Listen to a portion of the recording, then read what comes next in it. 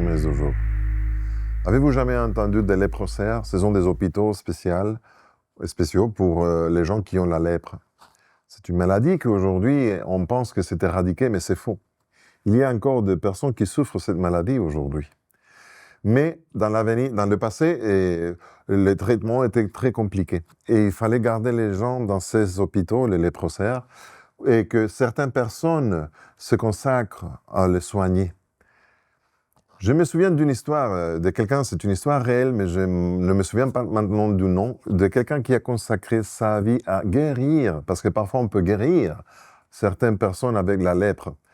Et cette personne qui a consacré sa vie à traiter beaucoup, des centaines et centaines de personnes qui avaient cette maladie, à la fin de ses jours, cette personne finalement s'est contaminée de la lèpre aussi. En tout cas, c'est quelque chose qui doit nous faire réfléchir, sacrifier une vie pour. Il y a une promesse dans la Bible qu'on retrouve dans le livre de Matthieu, chapitre 8, versets 16 et 17. Je vais lire dans la version Nouvelle Français courant. Le soir venu, on amena à Jésus un grand nombre de personnes possédées par des démons. D'une parole, Jésus chassa les esprits et il guérit aussi tous les malades, afin que s'accomplisse cette parole du prophète Esaïe. Il a pris nos infirmités et il a porté nos maladies. Jésus, il est venu pour traiter les lépreux du péché, c'est-à-dire chacun de nous.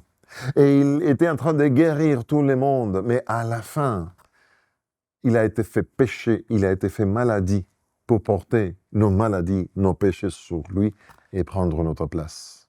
Quoi qu'il en soit, même s'il y a des choses qui sont un peu plus compliquées d'expliquer, un peu plus longues d'expliquer, sache que Jésus t'aime tellement qu'il a décidé de venir ici pour prendre ces problèmes que tu es en train de traverser à cet instant, ces problèmes que tu souffres à ces moments sur ses épaules. Il a déjà porté en avance pour toi.